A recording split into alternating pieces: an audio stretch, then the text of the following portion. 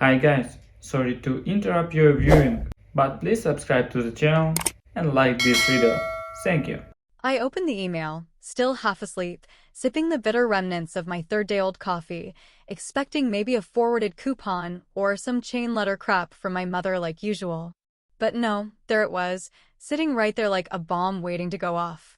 The subject line said, plain as day, baby expenses, contribution request.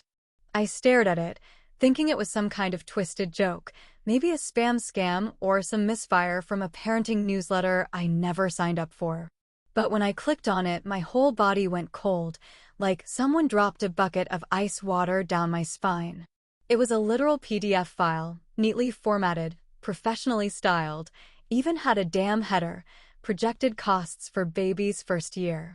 Under that, a breakdown of expenses, crib, formula, baby wipes, doctor visits, prenatal vitamins, and get this, maternity photoshoot package, $1,200. I swear to God, it even listed emotional support contribution as a line item priced at $3,000, negotiable.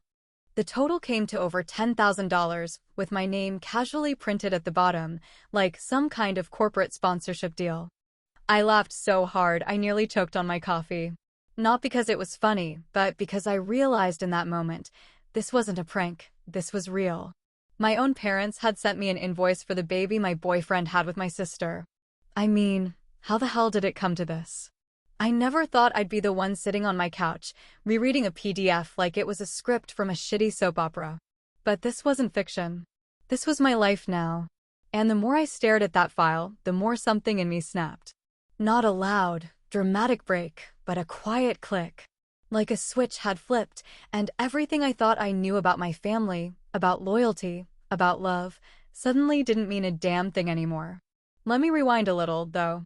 Because this insanity didn't just appear out of nowhere. You have to understand who I was before all this blew up in my face. My name's Kayla. I'm 35 years old, a trauma nurse with a quiet apartment, a halfway decent salary, and a tendency to overthink things before I act. I'm not some wild drama chaser. I never had time for chaos, not with 12-hour shifts and a roster of broken bones, overdoses, and car crash victims constantly cycling through my days. I used to think my life was solid. Not perfect, but solid. Predictable, even. I had Matt, my boyfriend of 5 years, who, until recently, I considered the most stable man I'd ever met. He wasn't flashy or poetic, but he was consistent. You know the type. He fixed the garbage disposal without being asked, always picked up my favorite wine on the way home, remembered to water the plants, even if he sometimes forgot our anniversary dinner. Still, I never felt unsafe with him. That counted for something. And then there was Lacey. My younger sister by 7 years, the kind of person who floated through life like everything was a performance and she was the star. Always chasing some dream, some guy, some attention. She never had a real job for longer than 6 months. Waitressing, yoga instructor, real estate trainee, you name it, she tried it, then dropped it. My parents babed her like she was made of glass, constantly excusing her crap behavior with lines like, "She's just figuring herself out," or "She's got such a free spirit." Meanwhile, I was the one expected to have her shit together from the time I turned 16. Looking back now, there were signs. Small things, subtle things. Lacey would always find a reason to hang around when Matt and I were together, popping in with some excuse about borrowing shampoo, or needing help with her resume, or suddenly craving the lasagna I was cooking that night. She'd laugh a little too loud at his jokes, touch his arm when she talked, sit just a little too close on the couch. I noticed it, sure, but I brushed it off. Who wants to be the paranoid girlfriend accusing her own sister of being inappropriate? You'd sound unhinged. Besides, I trusted Matt. And I really thought, Lacey wouldn't cross a line like that. Not with me. Not after everything. But you know what I've learned since then? You don't really know people. Not even the ones who share your blood. People are capable of cutting you deeper than any stranger ever could, because they know exactly where to stick the knife. So when I saw that invoice, it wasn't just a list of baby expenses. It was a receipt for every ounce of trust I'd ever placed in the people I thought had my back. My parents didn't even bother asking how I was doing, didn't bother apologizing for what happened. They just assumed I'd pick up the slack. Like I was some side character in their twisted little family saga, the responsible one who'd quietly pay the price for everyone else's screw-ups. And I swear, if I knew then what I know now, I would have slammed the door shut the second she walked in with that fake little giggle and wine-stained teeth. It started small, like most betrayals do, quiet ripples that barely touched the surface, not loud enough to raise alarms, but just unsettling enough to keep me glancing over my shoulder. At first, it was Lacey skipping Sunday dinners, which was strange in itself because she loved being the center of every gathering, especially when she could complain dramatically about her latest failed job or newest flame. My parents brushed it off like it was nothing, but I noticed how their eyes darted between each other every time her absence came up, how my mom suddenly started changing the subject when I asked if she was okay. At the same time, Matt began pulling away from me in the smallest, cruelest ways, not answering texts as fast, spending longer hours at work, acting like my presence in the room was some background noise he could tune out. And I tried not to think too much of it, because when you're in a relationship for 5 years, you learn to tell yourself lies dressed up as patience. Maybe he was tired. Maybe work was stressful. Maybe Lacey was just being dramatic again. I didn't want to jump to conclusions, so I stayed quiet and watched everything unravel slowly, like stitches coming loose on a seam that used to hold something beautiful together. But you can only pretend not to see the cracks for so long before one of them splits wide open and swallows you whole. The night I finally confronted Matt, I already knew something was off. I just hadn't figured out how deep the rot went. He was sitting on the couch scrolling through his phone, and I asked, as casually as I could, why he'd been so distant lately. He shrugged it off, said I was imagining things, that maybe I was just stressed from work. That phrase, stressed from work, made my stomach twist because it sounded rehearsed, like he'd practiced it in his head a dozen times. So I waited until he went to the shower, and I picked up his phone. I don't care what anyone says, if you feel the need to check, your gut already knows. And mine had been screaming at me for weeks. What I found wasn't just a confirmation. It was a goddamn explosion. Photos, texts, videos, things I can't unsee no matter how hard I try. Conversations between him and Lacey, ones I still hear in my head late at night like static on an old radio. Things like, "Last night was amazing," and "she'll never find out." Pictures of them together, in my kitchen, on my couch, in the bed I shared with him. I didn't scream. I didn't throw anything. I didn't even cry. Not at first. I just stood there holding his phone, feeling every piece of my life slip through my fingers like wet sand. When he walked back into the room, towel around his shoulders, acting like everything was normal, I held up the phone and asked one question, just one. How long? He didn't deny it. He didn't even flinch. He just looked at me like a man caught stealing from a gas station, annoyed that I'd noticed, more than ashamed that he did it. And then, like some twisted sitcom, Lacey showed up the next day, eyes puffy, nose red, carrying a small bag and a bigger secret. She sat on the edge of my parents' sofa and sobbed like she was the victim in all this. And then she said she was pregnant, that Matt had disappeared after she told him, that she didn't know what to do and just needed her family right now. The room spun around me, and I swear for a second I thought I was going to pass out. But what knocked the breath out of my lungs wasn't her confession, it was my parents' reaction. My mother reached out and hugged her, cooed and comforted her like she was some fragile bird who had accidentally flown into a storm, not the one who had crashed a wrecking ball through my life. And then my father said something that will stay carved in my memory until the day I die. He looked at me, his face full of this condescending mix of disappointment and authority, and said, "You need to be more supportive of your sister right now. She's going through a lot." As if I wasn't. As if I hadn't just watched two of the people I trusted most in the world dismantle everything I'd built like it was a goddamn Lego set. And this is where I have to ask, for anyone listening, has anyone ever been blamed for someone else's mess? Like, somehow, you become the villain just for saying no to bullshit you didn't even create. Like you're expected to carry the emotional trash bags everyone else left on the curb. Because that's exactly how it felt. I didn't scream at them. I didn't demand apologies. I didn't stage some dramatic exit. I just stood there, silent, burning with a rage so quiet it felt like ice in my veins. I told them I needed space, packed a bag, and walked out of the house without looking back. I thought, maybe that would be it. Maybe walking away would be the end of the circus. But no, the guilt tripping didn't stop. The phone calls started. The texts rolled in. Family is everything.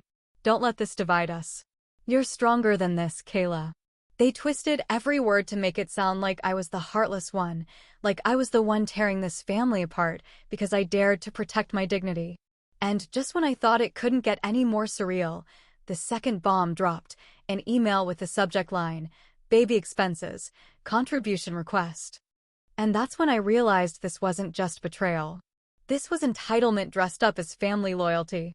When I saw the second email land in my inbox, I was sitting at my kitchen table, trying to eat something that resembled dinner, though I hadn't really tasted food in days. The subject line was so absurdly clinical it made me blink twice. Baby support plan. Not even a greeting.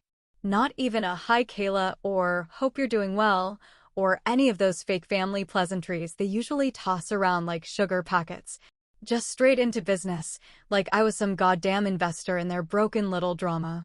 I stared at the screen for a few seconds, then clicked it open, already bracing for whatever fresh bullshit was waiting inside. And there it was, in black and white formatting, clean margins, bullet points, and itemized lines like it came from some kind of HR department. At the top of the PDF, again, like some sick joke, was a bold title, "Projected Costs for Baby's First Year." Underneath it, a list so ridiculous I had to read it twice just to make sure I wasn't hallucinating. Diapers, $300. Formula, $420. Doctor copays, $900. Baby monitor, crib, stroller, clothes, prenatal vitamins, car seat, baby wipes, breastfeeding pillows, organic creams, it read like someone went on a parenting website and just copy-pasted an entire shopping list. But the part that pushed me over the edge, the part that actually made me spit out a mouthful of cold noodles, was the line labeled "Maternity Photography Package, $1,200. As if somehow that was an essential, something I was supposed to help fund, like it was my moral responsibility to pay for my sister's carefully staged Instagram baby bump photos. And then, the cherry on top, the piece de resistance, emotional support contribution, $3,000, negotiable. I laughed. I genuinely, fully laughed, a big, ugly, guttural laugh that came straight from the part of my soul that was too numb to cry anymore. I laughed so hard my sides ached, and then, just as suddenly, the laughter twisted into rage so sharp it nearly broke my ribs from the inside. I slammed the laptop shut and stared at the ceiling like maybe God himself would lean down and explain what the hell I'd done to deserve this circus. And then I grabbed my keys, got in my car, and drove straight to my parents' house, because I wasn't about to let this one slide like the rest. I wasn't going to sit quietly while they tallied up the price tag of my humiliation and handed it to me like a goddamn invoice. When I walked through the door, my mother looked surprised, like she hadn't expected me to show up without a warning. My father, as always, pretended he was too busy reading the paper to notice the tension snapping through the room like live wires. I pulled the folded printout of the PDF from my coat pocket and slapped it on the table, hard enough to make a sound. "What the hell is this?" I asked, my voice low, trembling not from weakness, but from the effort it took not to scream. My father looked at it like it was some harmless little spreadsheet and said, like it was the most reasonable thing in the world, "It's just a breakdown. We thought you'd want to do your part. You've got a steady job, you're doing fine. Your sister's struggling, Kayla. You're lucky you don't have to carry the burden. Least you can do is help." Help. That word snapped something in me, like dry wood under pressure. Help? Help the woman who fucked my boyfriend behind my back and then sat at the family dinner table smiling like she hadn't just ripped my life into shreds? Help the same sister who was now parading around as the victim while I got slapped with the invoice for her choices? I leaned in, eyes locked on my father's, and said it flat, cold, and sharp. "You mean help the woman who fucked my boyfriend?" "Yeah. Hard pass." My mother gasped like I'd dropped a grenade on the living room rug. My father's face turned dark, but he didn't deny it. He didn't scold me for the language. He just shook his head, muttered something about how I was becoming bitter, how I was letting resentment poison my heart. Poison? I wanted to scream that I wasn't the one who brought the poison. I was just choking on it after they poured it down my throat and called it family love. But I didn't scream. I stood there, fists clenched, thinking about every damn time I'd shown up early, stayed late, bent over backward just to be the dependable one. I thought about the birthday parties I planned, the bills I helped with, the nights I drove Lacey home drunk just so my parents wouldn't have to deal with her mess. I thought about how I'd been the reliable one, the fixer, the grown-up in a house full of emotional toddlers. And now, they were tossing me aside like a waitress after the check's been paid, tip forgotten, name erased. I didn't say another word. I didn't give them the satisfaction of another outburst. I turned and walked to the door, but right before I stepped out, I stopped and said, without turning around, "You weren't asking me to help. You were asking me to shut up and pay for your mistake." And with that, I walked out, leaving the ridiculous PDF still sitting on their table, the ink drying under the same roof where my dignity had just been priced out like a damn invoice from a stranger's registry. Revenge, when done right, doesn't come with shouting matches or slammed doors. It doesn't come with mascara-streaked faces or broken plates hurled across the kitchen. It comes slow, measured, calculated like a surgeon holding a scalpel, not a hammer. And that's exactly the version of myself I stepped into after that final conversation at my parents' house. I went home that night, still fuming but strangely focused, like a fog had lifted and all the pieces of the puzzle had clicked into place, sharp edges and all. I wasn't going to scream or beg or try to explain myself anymore. I'd already wasted too many hours trying to be understood by people who only heard what was convenient for them. So I opened my laptop, pulled up that ridiculous PDF again, and stared at it one more time. Not with pain this time, not with disbelief or sadness, but with the cold detachment of someone preparing to dismantle a structure from the inside out. Then I wrote the most strategic reply I've ever composed in my life, short, polite, and laced with barbed wire. I typed, "Happy to help. Just send over Lacey's paternity test results. Gotta be sure the math adds up." And then I hit send without hesitation. I didn't need a reply to know that little message would detonate like a landmine under their feet. I pictured them reading it, my mother gasping into her hand, my father's face turning to stone, Lacey storming around like a toddler denied a second cupcake. Because beneath all their fake moral superiority, all their carefully crafted family unity talk, there was one thing they hated more than confrontation. It was exposure. And I had just turned the spotlight on them in a way they weren't prepared for. For 3 full days, not a word came back. No emails, no calls, not even a passive-aggressive text. Silence, thick, pregnant silence that hung in the air like humidity before a storm. But I knew they weren't just ignoring me. They were scrambling. Whispering in corners, arguing behind closed doors, trying to figure out how to spin this so they wouldn't lose control of the narrative they'd worked so hard to sell. And then, right on cue, my mother called. I let it ring twice before I picked up, already bracing for the performance. She didn't disappoint. Her voice cracked with forced emotion, the kind she pulls out like a costume from a closet. "Kayla, please. This isn't how families should behave. You're tearing this family apart." I almost laughed out loud at the irony of her sentence, but instead I kept my voice steady and calm as ice. I said, "I didn't tear this family apart. You all did that when you decided betrayal was cheaper than loyalty." There was a silence on the other end, a stunned pause that told me I'd hit the bullseye dead center. She tried to argue, of course, talked about forgiveness, about putting things behind us, about how everyone makes mistakes. But the more she spoke, the more it sounded like a script written for someone else's story, not mine. I didn't bother responding. I hung up halfway through her speech, not out of cruelty, but because I finally understood what my piece was worth, and it sure as hell wasn't something I needed to explain anymore. But I wasn't finished, not yet. Because if they were so desperate to keep the truth buried, I figured it was time to let it breathe in the open air. I started talking.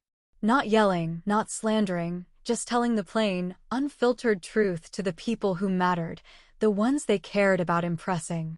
Friends, cousins, neighbors. I didn't embellish a single word. I didn't need to. The facts were enough on their own to curdle the room.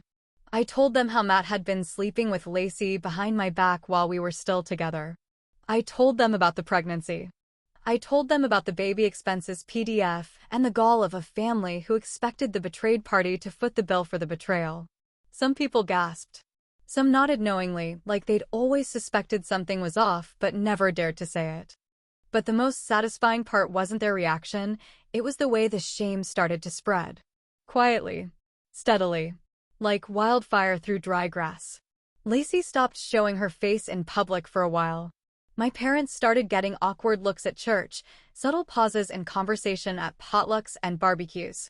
The whispers traveled faster than they ever imagined, and suddenly their little facade of the perfect, tight-knit family began to crack in all the places they couldn't patch up fast enough. People asked questions they couldn't answer without revealing the truth. People started seeing them not as victims of a dramatic daughter, but as enablers of a betrayal so tasteless it made people uncomfortable just to hear it. And you know what the best part is? I didn't even have to lie. I didn't have to exaggerate or fabricate anything. I simply handed people the same truth they had tried to dump on me like garbage, and I let them decide how it smelled. Funny how fast people change their tune when the skeletons start rattling in their closet, and even funnier how loud the silence becomes when the masks finally fall off. It was early on a Saturday morning when I heard the knock, firm, heavy, rhythmic, like someone who wasn't going to leave until they got what they came for. I hadn't invited anyone over, hadn't spoken to my parents in over 2 weeks, and frankly, I was enjoying the silence more than I ever expected. So when I opened the door and saw them standing there, my father with that rigid, judgmental posture like he was walking into a courtroom, and my mother clinging to her purse strap like it held her dignity together, I already knew this wasn't going to be a normal conversation. It wasn't even going to be a conversation at all, not really. It was going to be one last desperate attempt to guilt me back into submission, to pull me by the ankle back into the swamp they'd been swimming in for years, and pretending it was holy water. I didn't invite them in right away. I stood there, blocking the doorway, not out of rudeness, but out of something deeper, protection, maybe, or just the bitter knowledge that nothing good ever starts with a visit that early, unannounced, and full of tension. My father broke the silence first, with that worn-out line I'd heard too many times over the years. "Kayla, we're still a family. Blood is thicker than water." And I swear to God, I almost laughed in his face, not because it was funny, but because of the sheer absurdity of using that line after everything that had happened. After all the betrayal, all the silence, all the manipulative bullshit they tried to shove down my throat, they thought those 5 words would somehow glue the pieces back together. I stepped aside and let them in, not because I wanted them there, but because part of me wanted to hear what lie they'd cooked up this time. We sat in my small living room, the air so thick with unspoken tension it could have been sliced with a butter knife. My mother started talking, rambling about forgiveness, about how families go through things, about how hard it's been for everyone except me, apparently. She looked at me with those pleading eyes that had once made me feel safe, but now felt like a trapdoor waiting to snap shut under my feet. Then my father chimed in again, this time with a more pointed tone, like he'd been saving it as his trump card. "You can't just turn your back on us like this," he said, his voice a mix of frustration and entitlement. "So you're just gonna leave us? Like we're nothing to you now?" And that's when I smiled, not a warm smile, not even a sarcastic one, just a quiet, knowing smile that said everything I hadn't had the strength to say before. I stood up slowly and walked over to the window, looking out at the street I'd lived on for the last 4 years. Then I turned to face them and said, calmly and clearly, actually, I am leaving. I accepted a job out west. Better pay, better weather, better everything. I start in 3 weeks. You could have heard a pin drop in that room. My mother's face twisted into something between shock and desperation, and my father's jaw clenched like he'd just bitten into a lemon rind. But I wasn't done yet. I wasn't going to let them walk out of that house thinking this was all sudden, thinking this was just me acting out of bitterness or anger. So I said, "You know what's funny? This isn't even about Lacey."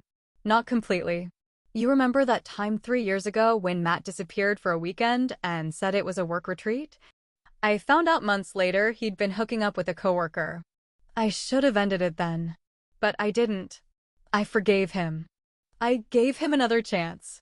That was my mistake. But what you don't understand is that what Lacey did wasn't just betrayal, it was betrayal with a knife twist.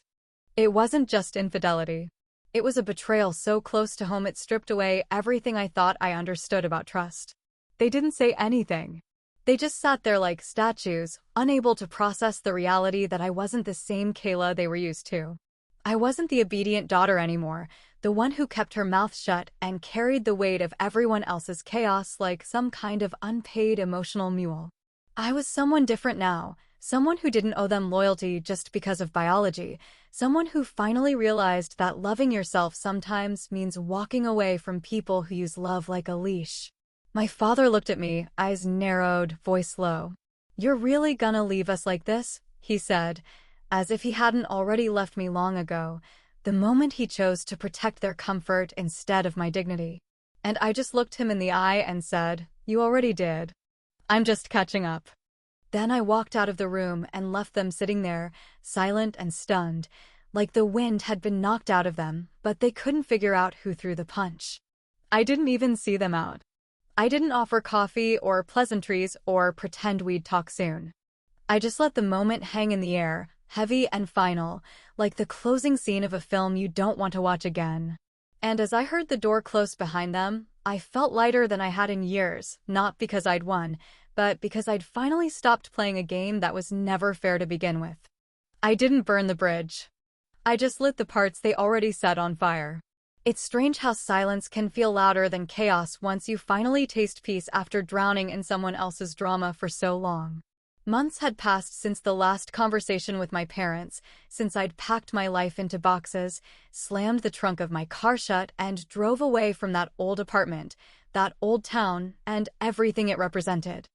I landed on the other side of the country with nothing but a new lease, a new job, and a heart that still beat, even if it beat a little slower from the weight of everything it had carried. My new apartment wasn't fancy, but it was mine, quiet, sun-drenched, with just enough space to breathe again without hearing someone else's expectations whispering through the walls. I didn't tell anyone from my old life where I was going, not even my closest cousin, not even the mutual friends who once shared drinks and stories with me at Sunday barbecues. I wanted a clean slate, something untouched by old wounds, something that didn't come with the smell of guilt or the sound of my mother's disappointed sighs echoing in my ears. For the first time in years, I could hear myself think, and what I thought was this: I didn't miss them. I missed the idea of what they were supposed to be, but the reality had been nothing but poison dressed up in family photos. Work was steady, the days long but honest, and I started building a rhythm again, early mornings with fresh coffee, quiet evenings with books and low music. The occasional weekend hike just to remind myself that the world was still wide and beautiful and filled with places where no one knew my story. I thought maybe, just maybe, this was it, the new beginning I never thought I'd earn. Until one night, when my phone buzzed with a message from an unknown number, a small vibration that sent a ripple through the calm I had worked so hard to build. It was short, just a few words, but they carried the weight of 1,000 apologies that would never be enough. "I'm sorry." He left me. I didn't know who else to call. No name, but I didn't need one. I knew the voice behind those words, even through the screen. I could see her sitting wherever she was, fingers shaking, probably crying, probably hoping I'd be the same Kayla who always showed up when everyone else disappeared. But she was wrong. That Kayla had died somewhere between that ridiculous PDF and my father's lecture about how I should be grateful not to carry the burden of a child born from betrayal.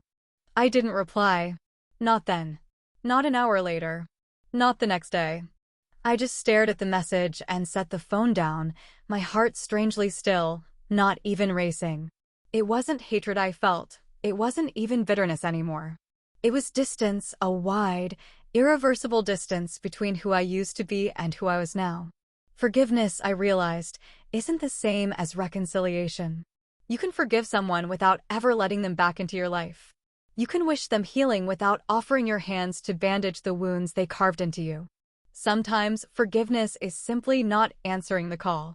Sometimes it's knowing that you're allowed to walk away and never look back, even if the person on the other side is finally saying the things you once begged to hear.